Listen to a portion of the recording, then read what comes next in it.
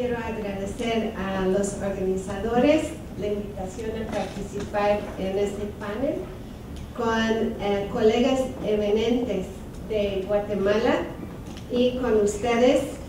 En las próximas 2 horas vamos a explorar qué podríamos considerar los retos y las posibles prioridades para los próximos años en cuanto a la respuesta al cambio climático. Mis reflexiones se inspiran en los resultados y las múltiples discusiones que hemos tenido en los últimos años en una iniciativa que se llama la Economía de Cambio Climático en Centroamérica y República Dominicana, que hemos realizado muy de cerca con los ministerios de Ambiente, Finanzas, Agricultura y Salud de esta región, con sus secretarías ejecutivas en el sistema de integración y con nuestros colegas aquí en CIECA, y con un grupo de apreciadas instituciones técnicas de la región. Entonces, voy a iniciar con algunas reflexiones sobre dónde podríamos considerar que estamos, qué podrían ser algunas de esas prioridades en los próximos años de forma de propuesta, y enseguida mis compañeros van a ir ampliando desde sus perspectivas también sus planteamientos sobre esas prioridades. Y a ustedes interesados suficientemente para venir nadando hasta aquí, les invito también a considerar qué podrían ser sus prioridades para los próximos años.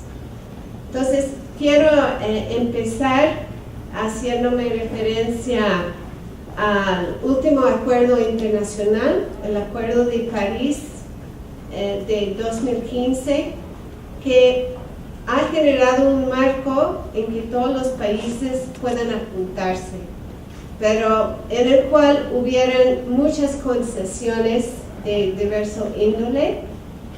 Lo que sí podemos decir es reconoce la necesidad de reducir las emisiones para mantener la alza de temperatura debajo de 2 grados, y un saludo al planteamiento de los países de islas y los países de SICA de la importancia de limitar ese aumento a 1.5 grados.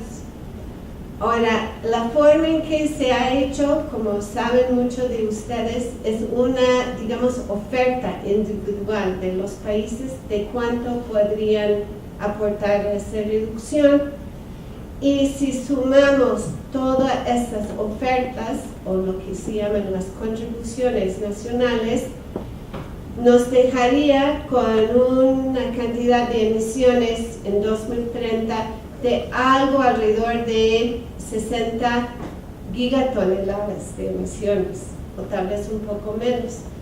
Pero el panel internacional de cambio climático sugiere que deberíamos no sobrepasar 40.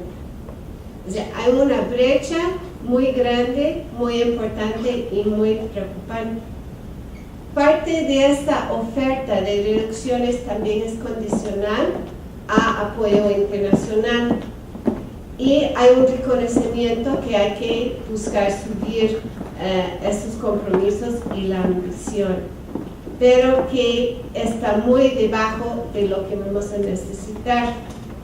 Por supuesto, también se hizo un reconocimiento de la importancia de la adaptación al cambio climático y cómo evitar pérdidas y daños asociados a eventos asociados al cambio climático, pero no hubo una disponibilidad que algunos países quisieran para dar una base para compensación o responsabilidad legal, y un reconocimiento de la importancia de aumentar los flujos financieros. Ahora, quiero enfatizar el punto sobre la brecha. Aquí hay un gráfico producido por el Panel Intergubernamental de Cambio Climático.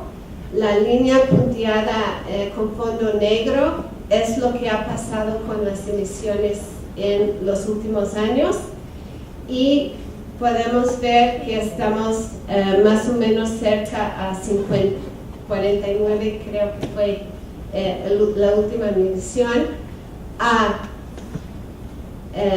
2030 debemos estar a 40 gigatoneladas, en 2050 a 20. Y pueden ver las diferentes trayectorias de estimaciones de cómo se debería ir reduciendo. Pero la línea anaranjada es la línea de la estimación con estas contribuciones sumadas internacionales. Y ahí llegamos probablemente a un poco debajo de 60 gigatoneladas.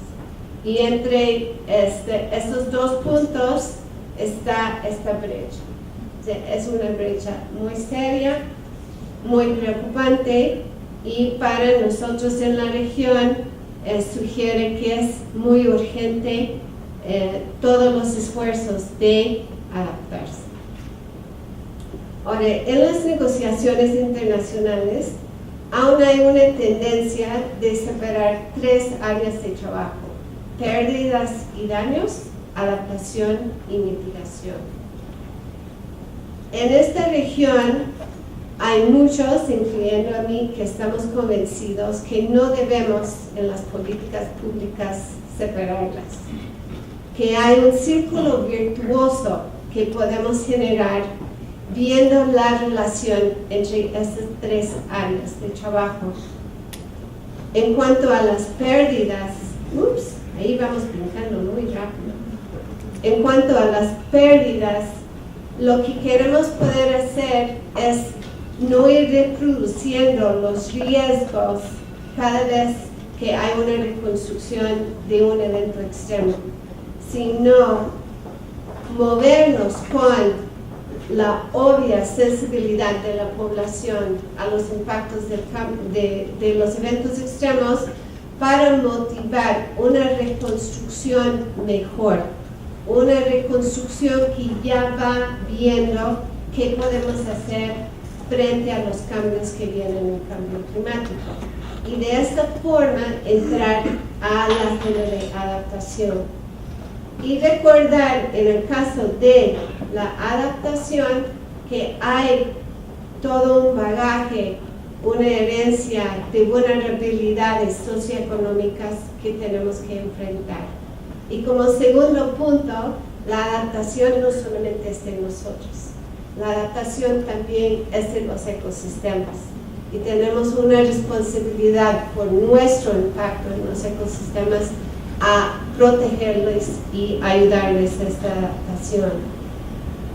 Y finalmente, hablando de lo que llamamos mitigación, reducción de los gases de efecto invernadero puede ubicarse dentro de ese énfasis en la adaptación, generando co-beneficios en áreas tan importantes para Centroamérica como la seguridad y eficiencia alimentaria, hídrica y energética y protección de los ecosistemas.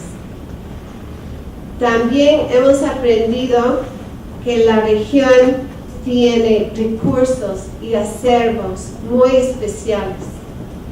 Los ecosistemas, la biodiversidad, la agrobiodiversidad, las experiencias en pagos por servicios ambientales, la diversidad cultural y los conocimientos y prácticas ancestrales, y una población todavía joven.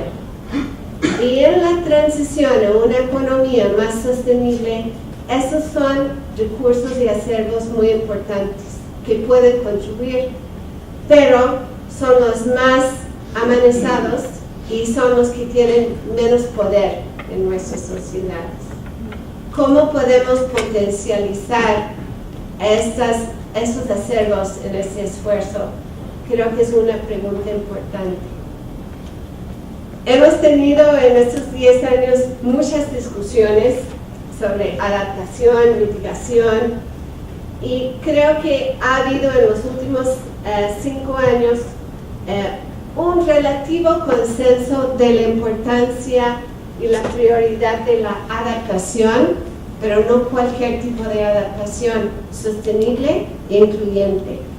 Y dentro de este marco, empujar una transición a una economía más sostenible, con una serie de retos o objetivos de desarrollo, de agricultura, de seguridad alimentaria, de recursos hídricos, de pobreza, de servicios, de ecosistemas, de energía y de reducción de desastres, que nos hemos dado cuenta de cuánto se interrelaciona. Para San es muy importante el recurso hídrico, es muy importante acceso a energía limpia, etc. Pero también nos hemos dado cuenta en toda esta agenda que hay una serie de políticas facilitadores que son muy importantes, como lo comercial, lo fiscal, lo de tecnología, de educación, y más el reto entonces de articular los esfuerzos institucionales y de los diferentes sectores y lo que es la potencialidad de la cooperación regional. Entonces, cambio climático podemos decir que es un señal muy fuerte de la insostenibilidad del modelo predominante de desarrollo. Ni sé si es desarrollo. Bueno. Y también que la respuesta tiene que ser multisectorial y articulada. En este contexto nos viene muy bien lo que se llaman los ODS, los Objetivos de Desarrollo Sostenible. Todos los países de la región se apuntaron, ¿no?, a los ODS. Es un elemento unificador para la región y últimamente los presidentes también hicieron un planteamiento de pedir a los sectores, piensen ustedes en los ODS.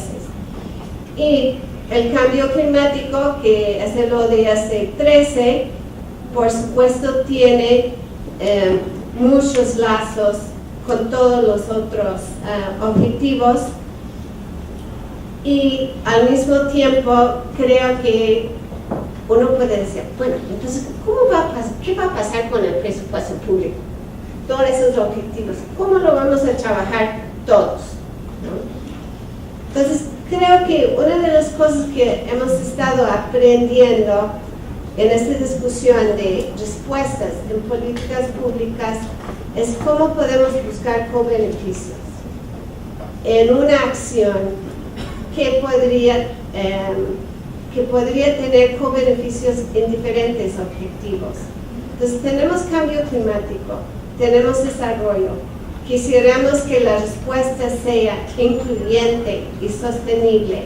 Entonces, ese espacio en medio de la confluencia de estos factores y intereses, ¿cómo lo podemos encontrar y crecer? Uno de los puntos que quiero proponerles es poner más atención en los bienes y servicios comunes públicos. En general, el desarrollo ha sido muy enfocado en los intereses individuales, pero el reto de inclusión y sostenibilidad nos hace una llamada a lo común, lo que puede ser beneficio a todos. Cómo cuidar el clima, cómo manejar el agua, la seguridad alimentaria y energética, y cosas también muy prácticas como el transporte público. Y el otro punto que creo que es un reto muy grande es que nuestras culturas institucionales no son de articulación, son de defendernos del otro, son de no compartir información, ¿no? Son de pelear para el presupuesto. Esto no nos va a ayudar y es un bloqueo que cada uno tiene que pensar en cómo superarlo con pasos prácticos. Quiero reconocer la seriedad de la amenaza que presenta el cambio climático Entonces quiero compartir un par de ejemplos de los escenarios que hemos desarrollado con este agrupamiento de ministerios en los últimos años, y como estamos en Guatemala, voy a enfocarme en Guatemala. Entonces, uno de los temas que tiene un poco más de seguridad, desgraciadamente, en los escenarios futuros, es lo que va a pasar con la temperatura. Y ese es el motor que empuja muchos de los cambios que vamos a tener que enfrentar. Este es el mapa de la temperatura variada, interesante en Guatemala, en el periodo de 50 a 2000, donde el promedio fue de 21 grados, pero con un gran rango de diferencias de temperatura. Especialmente veamos la parte verde, que es el altiplano. En el futuro, con los escenarios del IPCC, podemos más o menos tener una idea aproximada de cómo podría ir evolucionando con diferentes cortes de tiempo la temperatura. En el resto de este siglo podría implicar un aumento de más de 4 grados.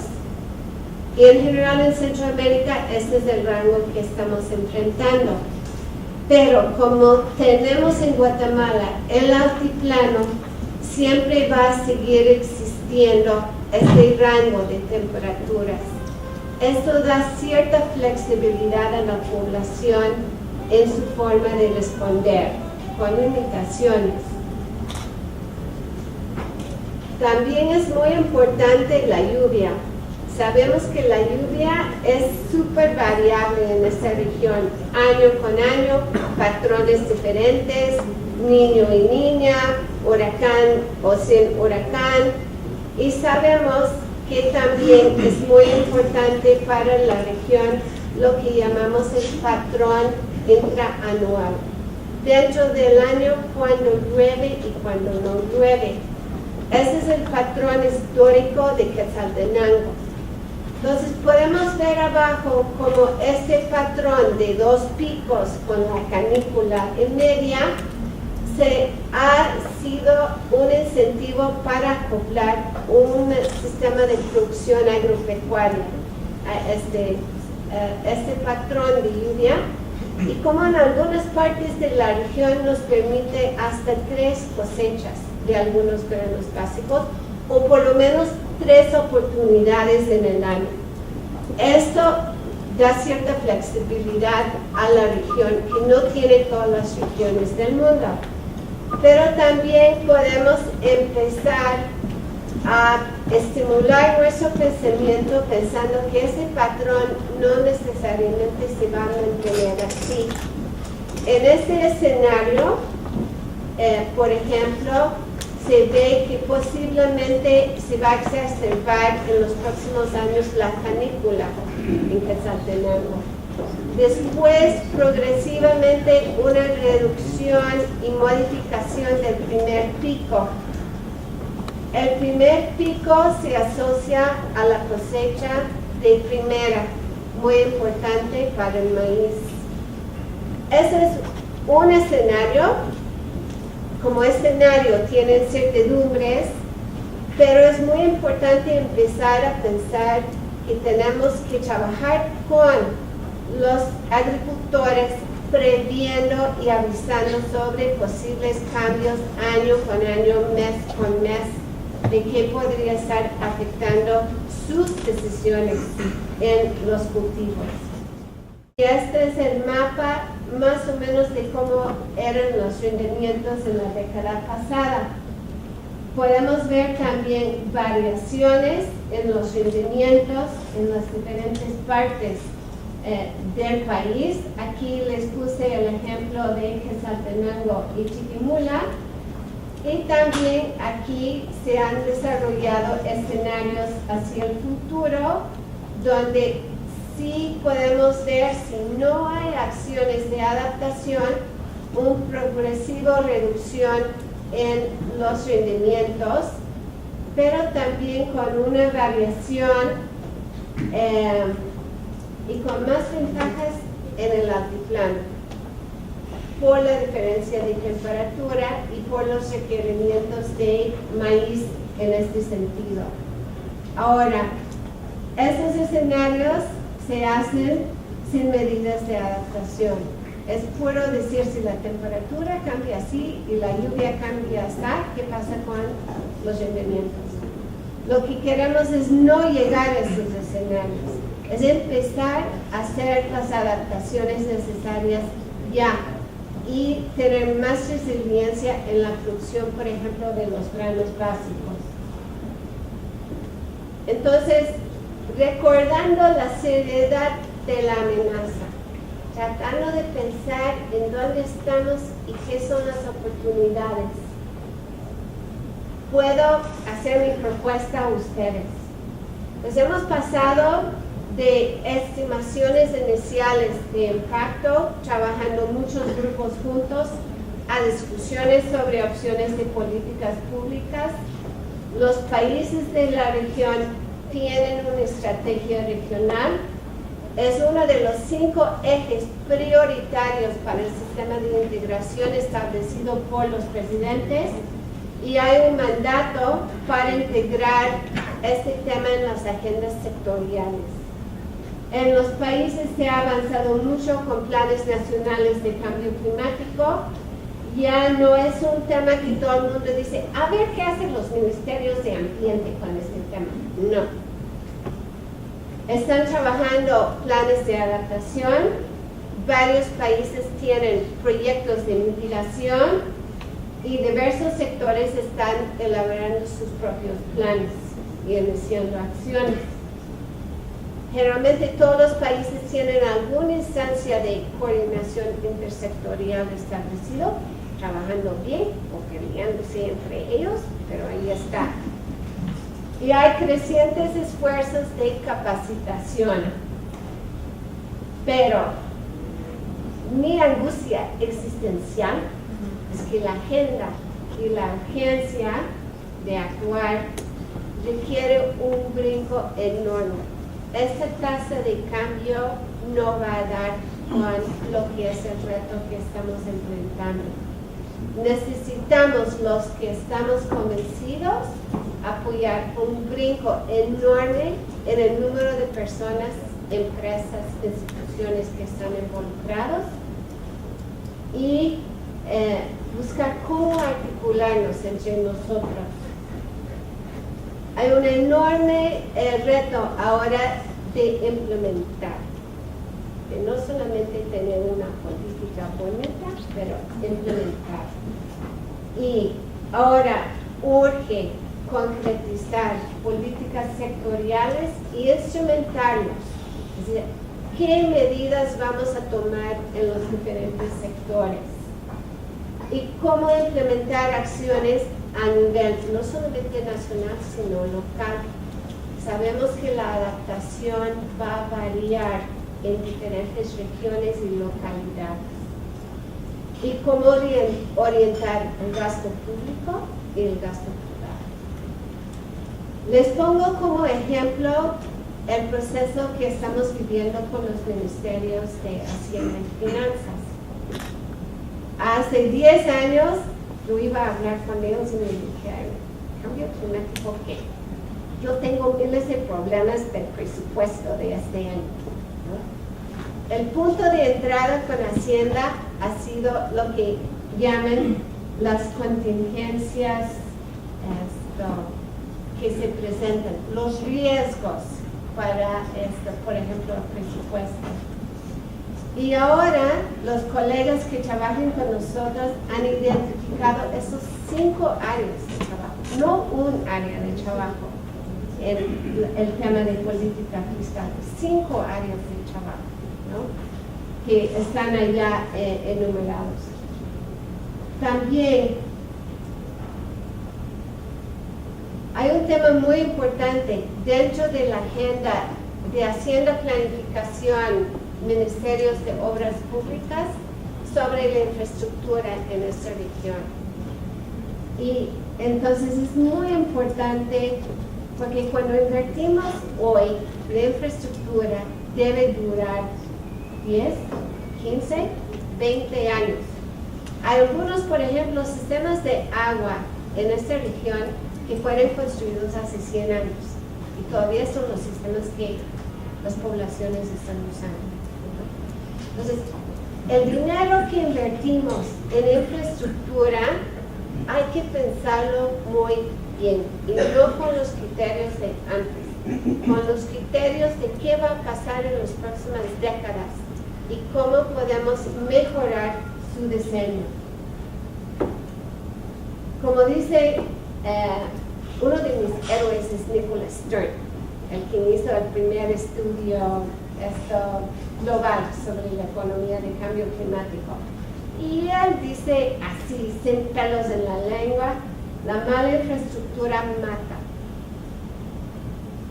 Estresa al ambiente y deja deudas para las próximas generaciones. No podemos seguir reconstruyendo de la misma forma cada vez que viene una tormenta tropical o un huracán. Y es muy importante no amarrarnos a infraestructura, lo que llamamos puro gris. Tenemos que abrirnos a las diversas oportunidades que se presentan, por ejemplo, los servicios ecosistémicos y lo que llamamos sistemas integrados de infraestructura gris y verde. La foto que está allá es de un proyecto del Ministerio de Obras Públicas en El Salvador, donde justamente combinaron una estructura de cemento con plantas con raíces muy profundas que ayudan a amarrar la tierra y evitar deslices. Eso ya se está haciendo en la región. No es imaginación mía. La tecnología está bajando de costo. Hay prácticas tradicionales que rescatar y innovaciones recientes que aprovechar. Pero requiere un ambiente facilitador con nuevas políticas públicas y disponibilidad de financiamiento. El sector público y privado financiero tiene un papel muy importante que jugar. Y como yo trabajo en temas de seguridad alimentaria, quiero mencionar un tema que siempre me enojo. Y es el tema que una tercera parte de la producción global de alimentos se pierde. O sea, no puede ser. Y en los países y poblaciones de bajos ingresos, la mayoría de estas pérdidas ocurren entre la producción y el procesamiento. Y en Centroamérica hay muchos pequeños productores de alimentos que están en la pobreza y pasan hambre y producen alimentos. No puede ser. Si les apoyamos a reducir sus pérdidas, podría tener múltiples co-beneficios. Un impacto significativo en sus vidas y podría ayudarnos a alimentar la población creciente de centroamericanos de forma más sostenible que simplemente dice, no, hay que aumentar la producción. A ver, cortamos unos bosques más entonces, y no importa que seguimos perdiendo una tercera parte de los alimentos que producimos. Y hay propuestas sobre cómo trabajar este tipo de programas. Quiero también mencionar, como estamos aquí en la sede de SIACA, que hay una agenda que estamos conversando sobre el comercio. Uno de estos temas tiene que ver con las importaciones de alimentos en la región. En este momento importamos más que la mitad del maíz que consumimos. La mayoría maíz amarillo destinado para alimentos de animales. Esta alta dependencia en varios productos, en algunos países en arroz también es bastante alto, debemos revisitarlo, porque como pueden ver en este gráfico, que es el precio del maíz hay fluctuaciones muy altas en los commodities de alimentos, asociados a problemas de las cosechas en países grandes, realmente asociados a problemas de clima. Entonces, en el pasado, tal vez uno hubiera dicho, está bien, no sé, 50% dependiendo de importaciones, pero en el futuro no estoy tan convencido, ¿no? Hay que revisitar esos supuestos con que nosotros estamos suponiendo que vamos a tener seguridad alimentaria. Entonces, en el caso del maíz amarillo, pues ¿qué alternativas hay para alimentar los animales? O no sé, comemos menos carne roja, ustedes me dirán. El maíz blanco solo se produce en Mesoamérica, Colombia, Venezuela y algunos países africanos. Y se acabó. No es un gran commodity. No hay muchos productores de quienes importar. Esto sobre todo depende de nosotros en Centroamérica. ¿Cómo promover una vida digna a los pequeños productores de maíz? ¿Y qué mecanismos de apoyo mutuo podemos generar dentro de la región? Pero no es todo negro en el comercio. Hay posibles oportunidades de negocios. Eso es el resultado de un estudio de 7 productores de brócoli en diferentes partes del mundo, sus emisiones de gases de efecto invernadero.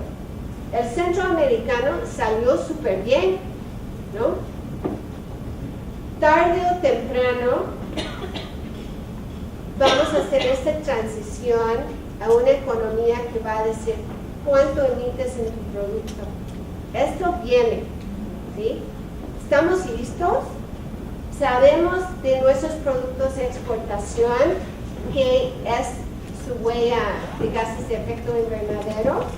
Tal vez hay tesoros allá y ni lo conocemos, pero es un trabajo no de un día o varios días saber cómo estamos con esta nueva contabilidad que va a afectar la competitividad. En sistemas alimentarios tenemos una oportunidad ahorita. Todavía hay mucha bondad en las dietas tradicionales de la región, pero también una transición que nos está afectando la salud en los patrones de consumo. Necesitamos proteger la salud y la nutrición de la población, tener bajos impactos ambientales y proteger los ingresos y medios de vida de las personas que trabajan en el sistema alimentario. Hay diferentes medidas que podemos explorar, pero quiero pasar a mi último tema que tiene que ver con la educación y la gestión del conocimiento. Creo que los que estamos más que una década en este tema, sentimos que hay que hacer un brinco muy importante en el sector educativo. No puede ser que seguimos formando a los jóvenes profesionales y técnicos con los viejos enfoques sobre sostenibilidad y la respuesta al cambio climático. Y el sector puede apoyar muchísimo en un trabajo muy fuerte que hay que hacer con muchos actores sociales de investigación-acción y contribuir al debate sobre las políticas públicas y poner su propio ejemplo en las instalaciones de sostenibilidad e inclusión. Necesitamos escalar el esfuerzo y llegar a mucho más de la sociedad, con una agenda para cada familia, cada comunidad, cada empresa y institución. ¿Qué puedo hacer yo y qué podemos hacer nosotros en nuestros ámbitos de influencia? Entonces, para resumir, y eso me costó mucho, reto 1, integrar la respuesta al cambio climático con la agenda de desarrollo sostenible, pero priorizando la adaptación. Concretizar las nuevas políticas de cambio climático en cada sector, institución, comunidad y familia. Y que las políticas no se queden allá flotando, sino que tengan medidas que apoyan y incentiven a la respuesta de diferentes actores. Que desarrollemos y cuidemos los bienes y servicios comunes y que buscamos intensamente los co-beneficios.